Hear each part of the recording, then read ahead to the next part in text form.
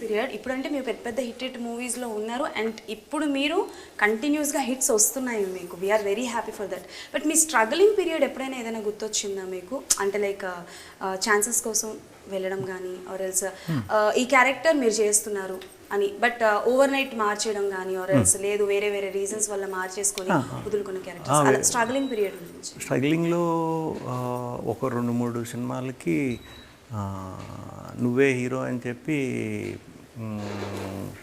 3-4 నెలలు వర్క్షాపులు ఇవన్నీ చేసిన తర్వాత నైట్ మారిపోయినవి కూడా ఉన్నాయి. సో అవి అవుతాయి. అప్పుడు మేము కరెక్ట్గా ఒక సినిమాకి అయితే రెసిషన్ హెవీగా వచ్చింది. అప్పుడు ఒక టైంలో మన హైదరాబాద్లో ఒక 10 ఏళ్ళ క్రితం 11 ఏళ్ళ క్రితం ఒకసారి రెసిషన్ మనం చూసాం మొత్తం. ఆ దాంట్లో ఏమైపోయిందంటే ఆ ప్రొడ్యూసర్స్ కొంచెం తెలుసున్న హీరో అయితే బెటర్, కొత్త వాళ్ళతో అయితే మనం రిస్క్ చేసిన వాళ్ళు అవుతాం, అసలే రెసిషన్ అని చెప్పి వాళ్ళకి రీజన్స్ ఉంటాయి, మనం దాన్ని పాజిటివ్గా తీసుకోవాలి. బట్ అలా మనం ఎన్నిసార్లు బయటికి వచ్చేస్తే అంత స్ట్రాంగ్ అవుతాం. సో పిల్లర్స్ పడే టైంలోనే స్ట్రాంగ్గా పడినాయి అంటే ఫ్యూచర్లో చిన్న చిన్న ఒడిదుడుగులు వచ్చినా మనం తట్టుకోవచ్చు.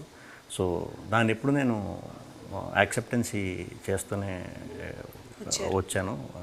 సో దాన్ని సీరియస్గా తీసుకుని ఇప్పుడు ఆడు నాకు పంపాడు ఈసారి మనం కొట్టి అప్పుడు ఆడ సంగతి చెప్తాం అవన్నీ టైం వేస్ట్ నాకైతే. నేను పట్టించుకున్నాను. Basically your an introvert or extrovert అండి? నేనా అది డిపెండ్స్ అండి. డిపెండ్స్.